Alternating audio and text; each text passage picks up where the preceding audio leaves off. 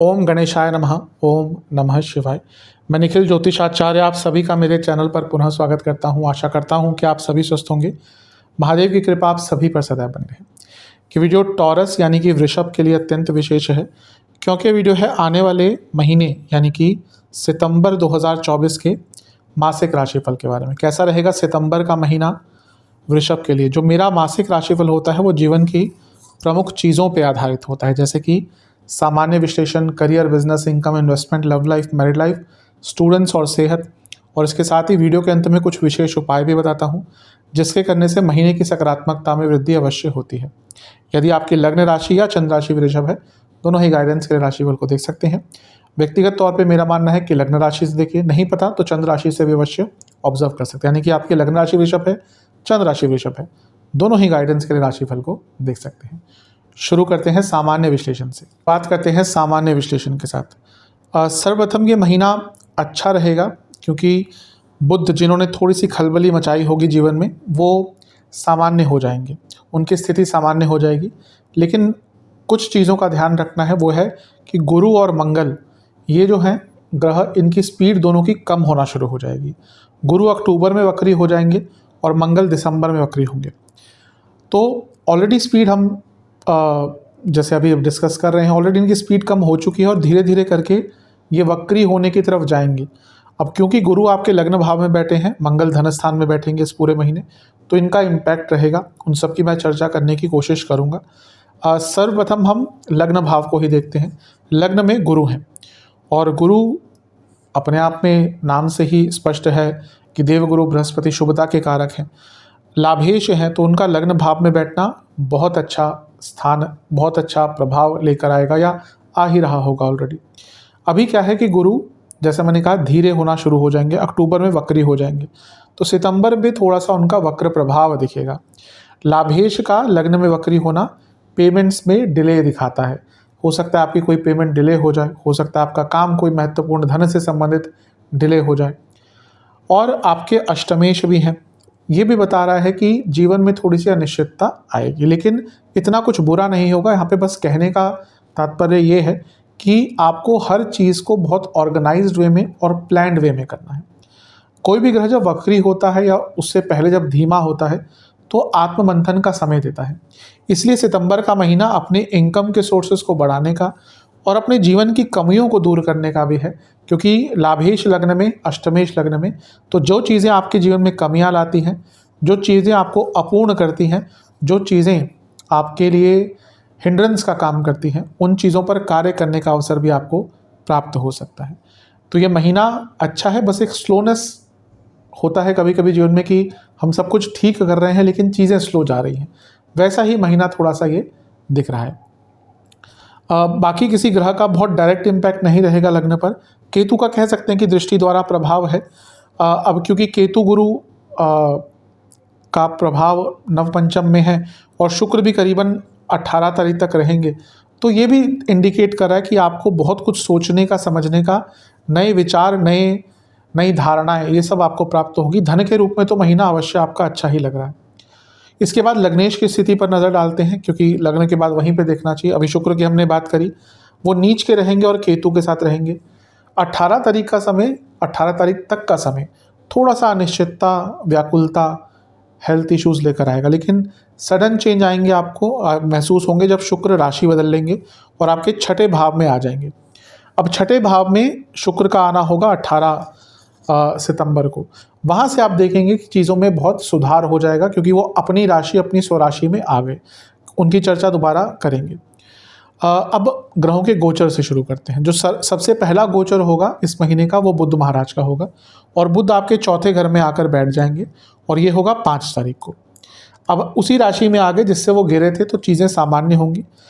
अगस्त का महीना थोड़ा उथल पथल मचाया होगा, मानसिक रूप से, धन के रूप से। घर में किसी को बीमारी हुई होगी, स्टूडेंट्स के लिए थोड़ी सी प्रॉब्लम हुई होगी, धन कहीं फंसा होगा, गलतियां हो गई होंगी धन के मामले में। अब चीज़ें बेटर होंगी, क्योंकि बुध एक तो मार्गी हो गए, पुनः पंचम आपके चौथे भाव में आ गए, और उच्च अभिलाषी भी हैं, क्योंकि बुध अपनी उच्च की राशि के बाद की तरफ बढ़ेंगे और इस महीने के अंत में बदलाव भी कर लेंगे। सूर्य बुध यानी कि बुध आदित्य योग, बुध बुद्धि के कारक हैं, तो ये भी बहुत अच्छा दिख रहा है। बस ध्यान ये देना है कि वक्री शनि की दृष्टि है, तो फैमिली लाइफ पर फोकस करना है, यानी कि कुछ ऐसा ना हो जाए जिससे डिफरेंसेस आ जाए, ईगो क्लैशेस थोड़े से इस महीने फैमिली लाइफ में हो सकते हैं। इन सारी चीज़ों पर आपको ध्यान देना है क्योंकि वक्री शनि का प्रभाव है और यहाँ पे सूर्य भी है। अब इन दोनों का आमना सामना कभी कभी थोड़ा बुरा प्रभाव दे सकता है, तो अपनी फैमिली लाइफ पर ध्यान देना है। माता जी की सेहत का बहुत ध्यान देना है।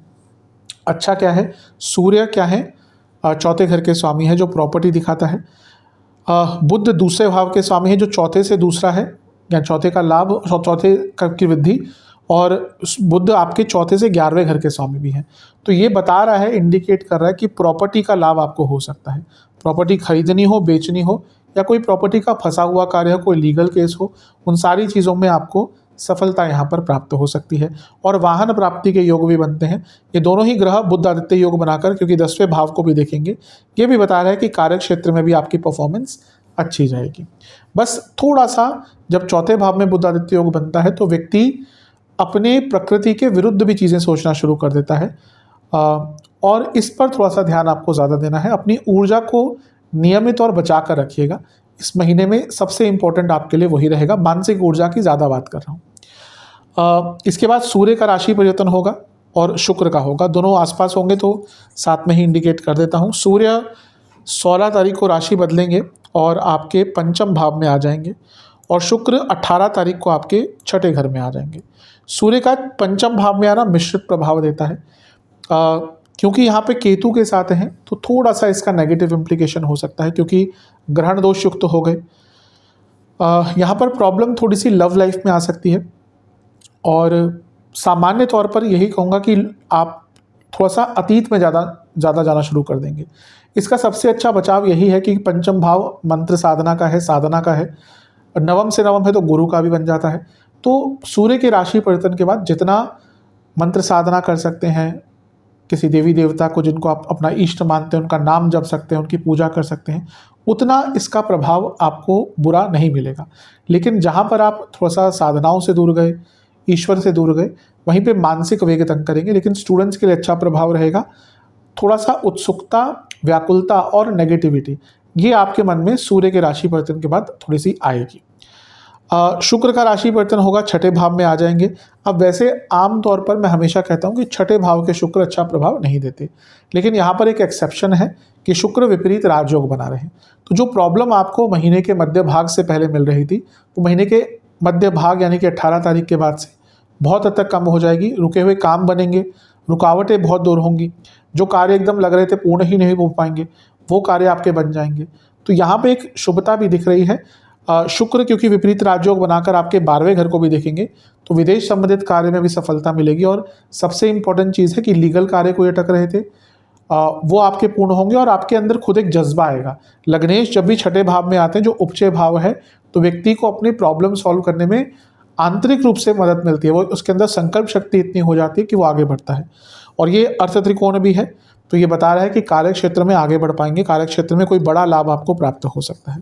तो ओवरऑल देखा जाए तो ये महीना बहुत हद तक अच्छा ही है, लेकिन क्योंकि लग्नेश छठे भाव में आ रहे हैं, सेहत का ध्यान दीजिएगा। जब उसका सेक्शन आएगा उस पर डिस्कस हम जरूर करेंगे।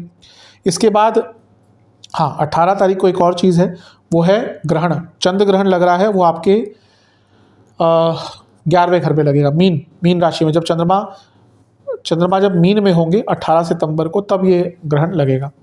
यहाँ पर थोड़ा सा ध्यान दीजिएगा, लाभ स्थान में ग्रहण है, तो जो लोग अपना काम करते हैं उनकी पेमेंट रुक सकती है, और इसके साथ ही थोड़ा सा इच्छाएं आपको गलत डायरेक्शन में लेके जा सकती है। प्रयास रहेगा कि चंद्र ग्रहण पे एक अलग से वीडियो बनाऊं, लेकिन नहीं भी बना पाए तो ये इस चीज़ का आप अवश्य ध्यान दीजिएगा।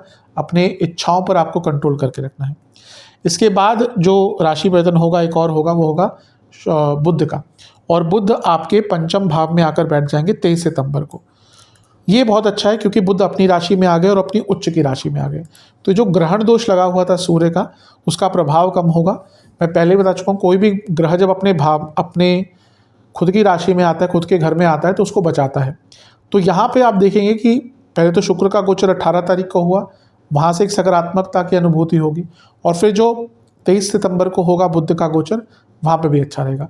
ध्यान बस ये देना है कि 10वें से अष्टम में इतने सारे ग्रह हो गए, तो कार्य क्षेत्र में थोड़ी उलझनें बढ़ सकती हैं और आप ओवर थिंकिंग बहुत करेंगे। इस महीने मैं 2 ही चीज़ आपको कहूँगा जो एक प्रकार से सार है।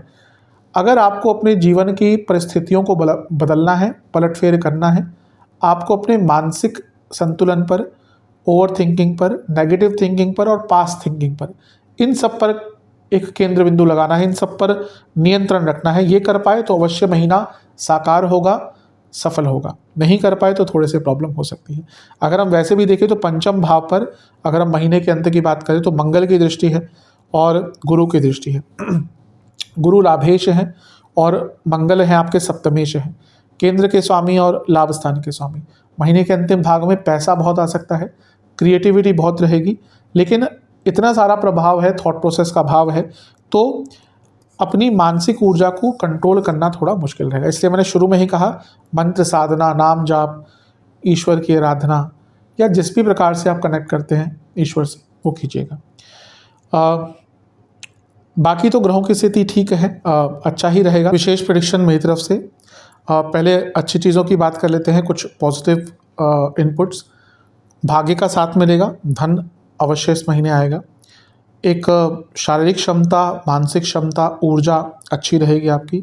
चीज़ों को यूटिलाइज़ कर पाएंगे अच्छी तरह से, चीज़ों को मैनेज कर पाएंगे अच्छी तरह से। आपका एडमिनिस्ट्रेशन इस महीने बहुत अच्छा रहेगा। इच्छाएं होंगी बहुत जागरूक और वो पूरी भी होंगी। और माइंड में अगर कोई क्लैरिटी नहीं आ रही थी किसी भी चीज़ को लेकर, वो क्लैरिटी भी वापस आ पाएगी। बहुत जुझारूपन रहेगा आपका, स्पेशली क्योंकि लग्नेश उपचय भाव में है। और क्रिएटिविटी भी एक अलग ही स्तर पे रहेगी, क्योंकि मैंने कहा पंचम भाव पे बहुत ग्रहों का प्रभाव है। बहुत कुछ जान पाएंगे, बहुत कुछ हासिल कर पाएंगे और अनिश्चितता पर भी कंट्रोल करने का मौका मिलेगा।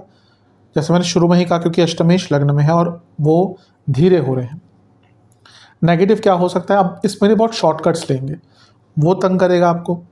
दूसरा, घर में थोड़ा सा कलह कलेश या घर में थोड़ी उदासीनता आ सकती है। इसके साथ ही सरकार से कोई बाधा आ सकती है।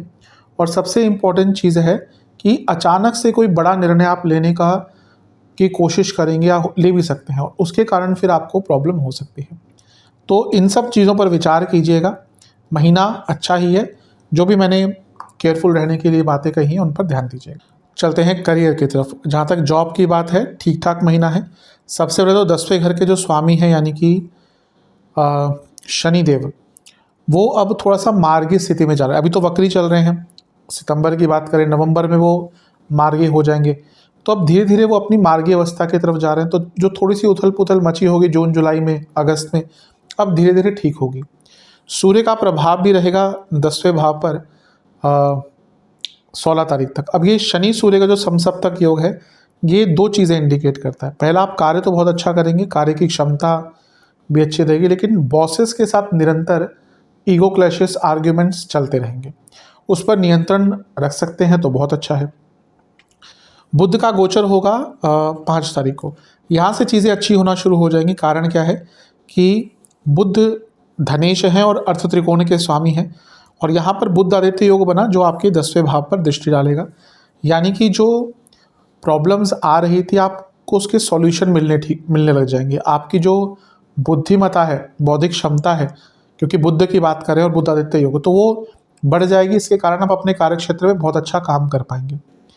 बस ये है कि शनि अभी वक्री है, तो वही बॉसेस से देखिए थोड़ा डिप्लोमेटिक रहना पड़ेगा। सरल भाषा में अगर कहूँ तो इस महीने थोड़ा डिप्लोमेसी आपको दिखानी ही पड़ेगी, क्योंकि महीना अच्छा है, लेकिन अगर आप डिप्लोमेटिक नहीं रह पाए तो उतना लाभ नहीं उठा पाएंगे।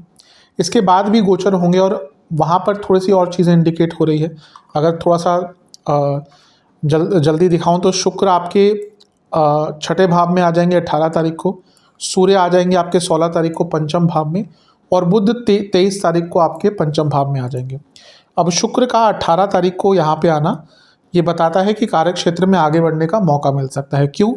क्योंकि अगर हम देखें तो अर्थ त्रिकोण पूरा एक्टिवेटेड है। शुक्र यहाँ पे, शनि यहाँ पे, मंगल यहाँ पे, अर्थ त्रिकोण एक्टिवेटेड, वो भी ऐसे ग्रहों के द्वारा जो रिजल्ट गिविंग है आपके लिए। शुक्र हैं जो लग्नेश है, शनि है जो योग कारक है, और मंगल सप्तमेश है। प्रमोशन के चांसेस बहुत हाई हैं महीने के अंत की तरफ। ऑब्वियसली सबके लिए नहीं होगा ये, जिनका प्रोसेस अगर इस महीने वो आता है, बनता है, कुछ बात बनती है, या फिर अगर आपके ऑफिस में ऐसा है कि रैंडमली कभी प्रमोशंस होती हैं, तो वो प्रोसेस अगर इस महीने स्टार्ट होता है तो आपको महीने के अंत भाग में यानी कि 18 के बाद बहुत अच्छा मौका मिलेगा।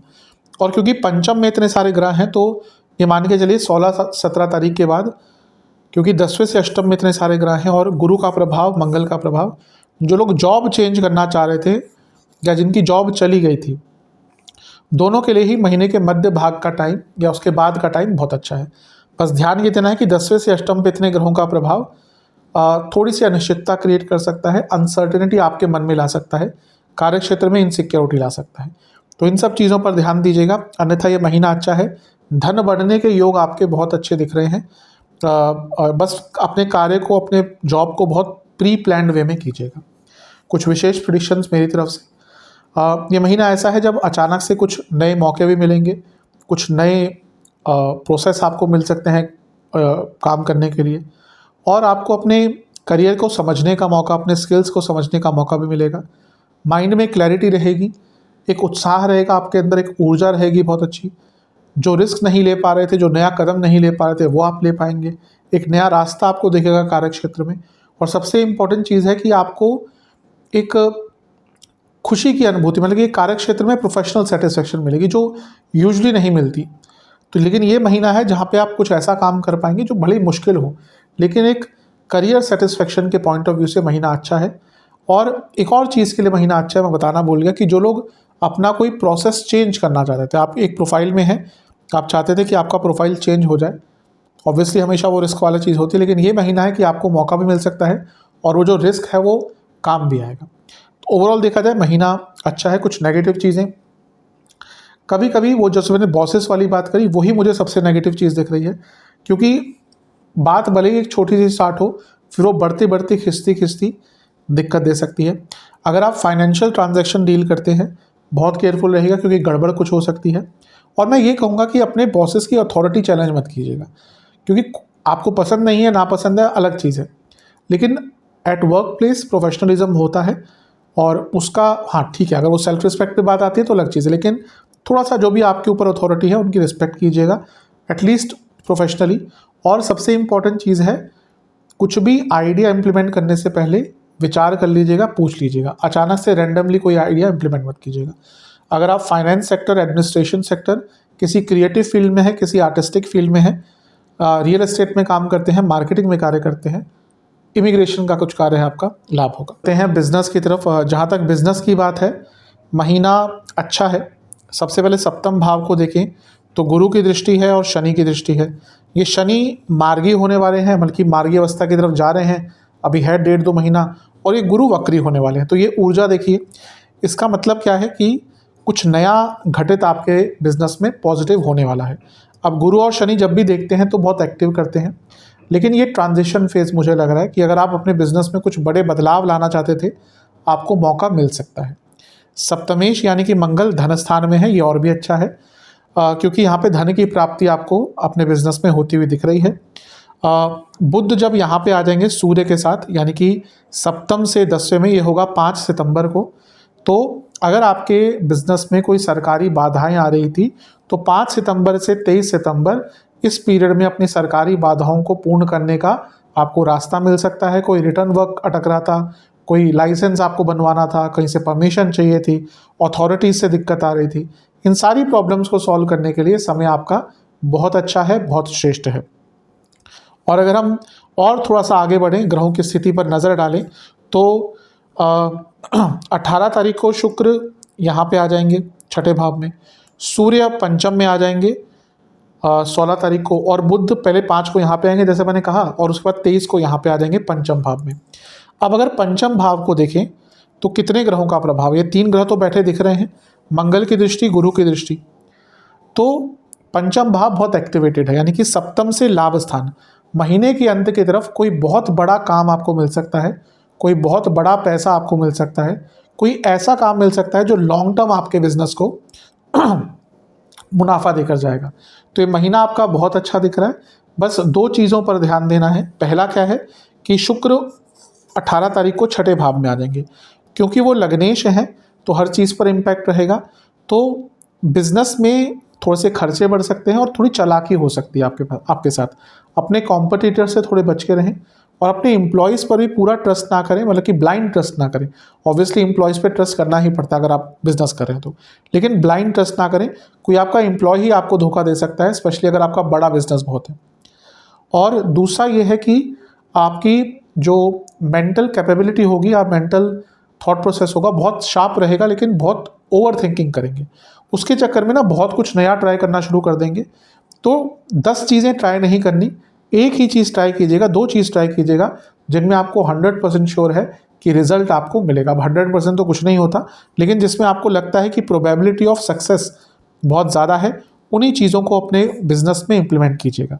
लेकिन ओवरऑल देखो तो महीना बिजनेस के संदर्भ में बहुत अच्छा है, लाभ प्राप्त आपको अवश्य होगा।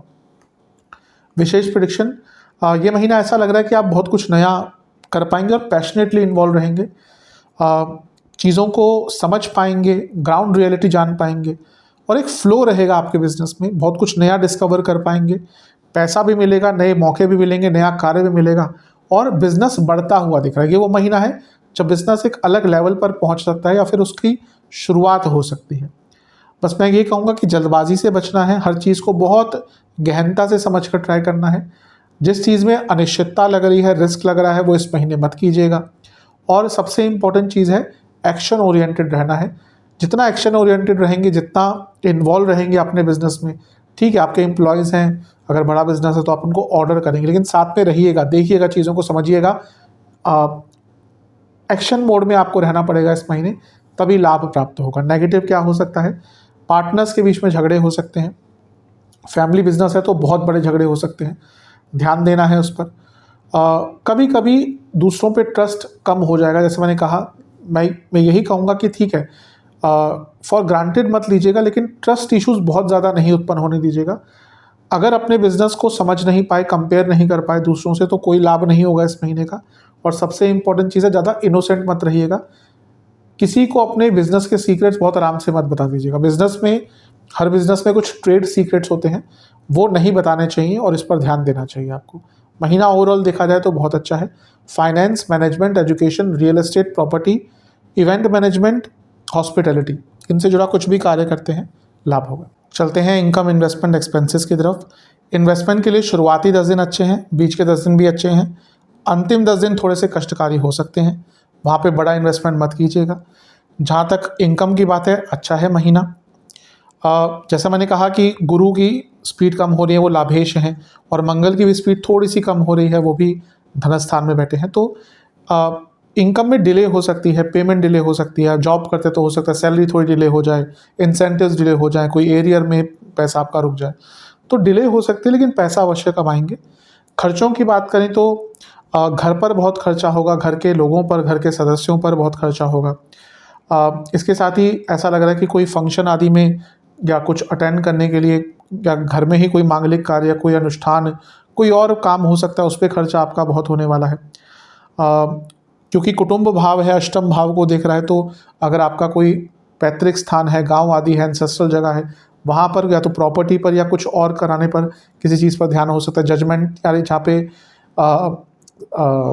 सरकारी कार्य आ गए या फिर कोई अदालती कार्य आ गए, वहाँ पर आपका खर्चा हो सकता है।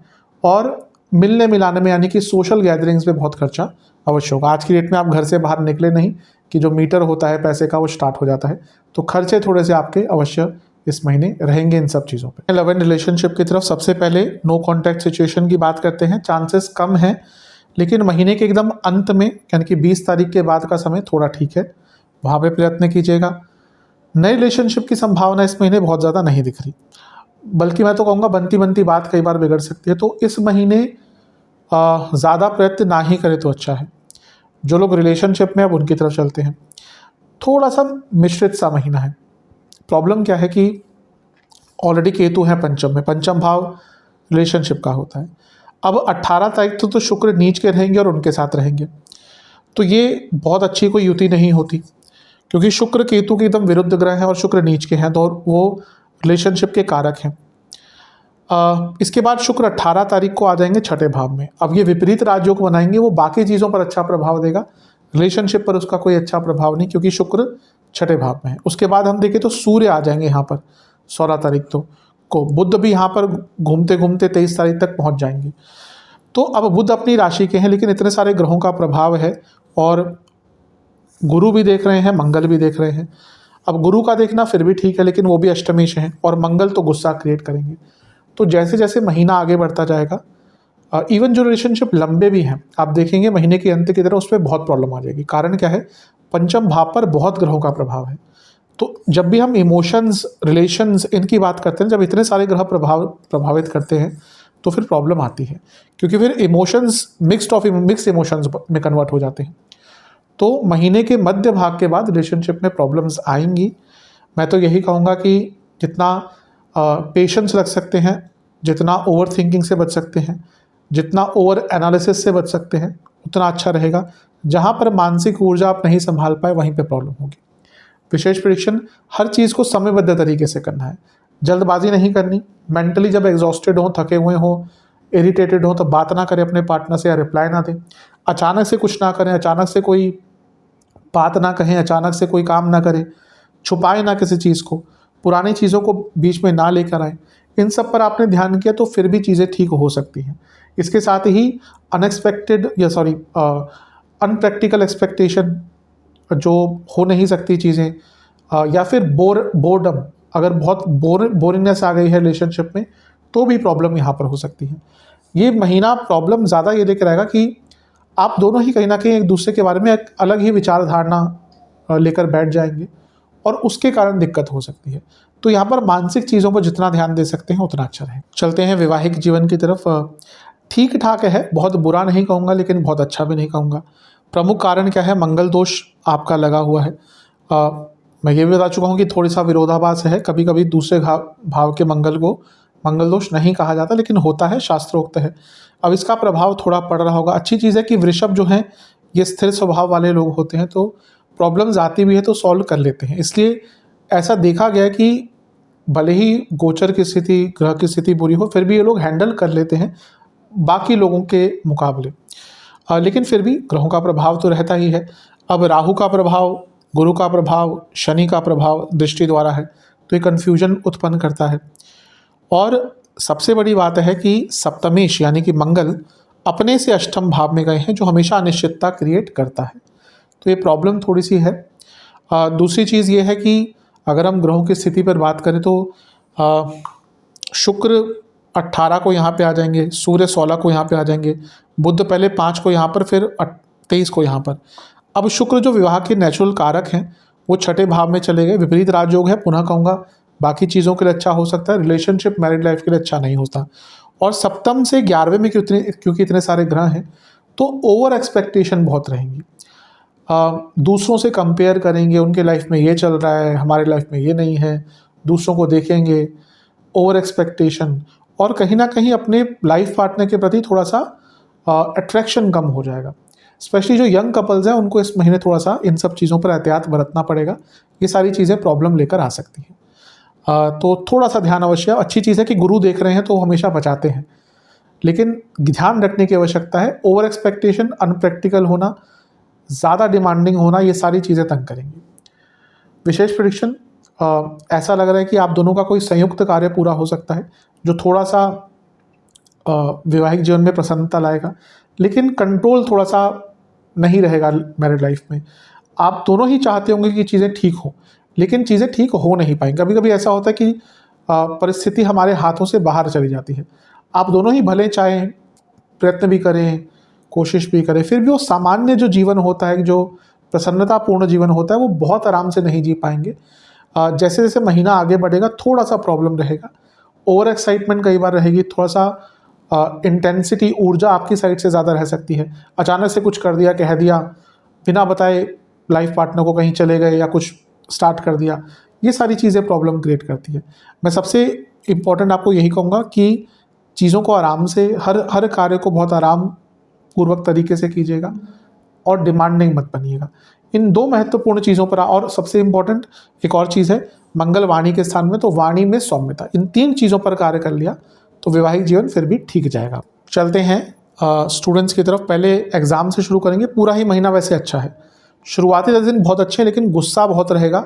उसके कारण जब हम गुस्से में होते हैं तो उल्टी सीधी चीज़ें करते हैं, कहते हैं, मस्तिष्क पे से कंट्रोल चला जाता है, तो गुस्से पर नियंत्रण, बीच के 10 दिन बहुत अच्छे हैं, अंतिम 10 दिन भी अच्छे हैं।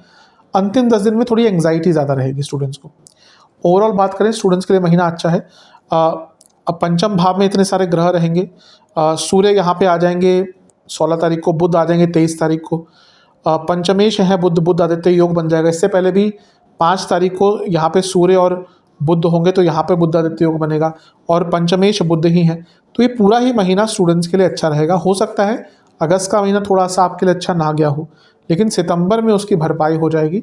अति शुभ महीना दिख रहा है, इच्छाओं की पूर्ति होगी, काम पूरे होंगे, एग्जाम में अच्छा करेंगे और ओवरऑल एक शुभता दिख रही है स्टूडेंट्स के लिए। विशेष प्रेडिक्शंस, कॉम्पिटिटिव एग्जाम के लिए अच्छा है, कंट्रोल वापस आएगा, भाग्य भी बहुत बार साथ देगा, नई नई अपॉर्चुनिटीज़ आ जाएंगी, जॉब ढूंढ रहे थे जो स्टूडेंट्स उनको बहुत शुभता यहाँ पे प्राप्त होगी और कई आपके अधूरे कार्य इस महीने पूर्ण होंगे। महीना बहुत अच्छा है। सेहत की बात करते हैं। सेहत के हिसाब से जो चीज़ें ज़्यादा तंग करेंगी इस महीने, स्पेशली जिनको लिवर का प्रॉब्लम है उनको बहुत ध्यान देना है। जिनको एसिडिटी रहती है उनको बहुत ध्यान देना है। नसों के रोग तंग करेंगे, पेट के रोग तो इस महीने बहुत तंग करेंगे। जितना अपने आहार को बहुत सात्विक रख सकते हैं, बाहर का खाना भूल जाइएगा इस महीने, अदरवाइज प्रॉब्लम हो सकती है। शुरुआती जो 10 दिन है यहाँ पे एंग्जाइटी, स्लीप डिसऑर्डर, आँखों के रोग, हार्मोनल डिसऑर्डर, पेट के रोग बहुत तंग करेंगे। बीच के 10 दिन कफ रोग तंग कर सकते हैं। जिनको बीपी की प्रॉब्लम, स्पेशली जिनको लो बीपी रहता है, क्योंकि लो बीपी बहुत खतरनाक होता है, उनको थोड़ी सी ज़्यादा ध्यान देना है। आँखों के रोग तंग करेंगे, नींद फिर से ढंग से नहीं आएगी। जो अंतिम 10 दिन है यहाँ पे एसिडिटी, इंडाइजेशन, इवन बॉडी में कफ की प्रधानता यहाँ पर थोड़ी सी बढ़ जाएगी और ओवरऑल इन्फेक्शंस का डर और हड्डियों के रोग ये महीने के अंत में तंग करेंगे। उपाय की बात कर लेते हैं। कुछ सरल उपाय आपको करने हैं। सर्वप्रथम एक ही बार उपाय करने हैं, किसी भी दिन कर सकते हैं।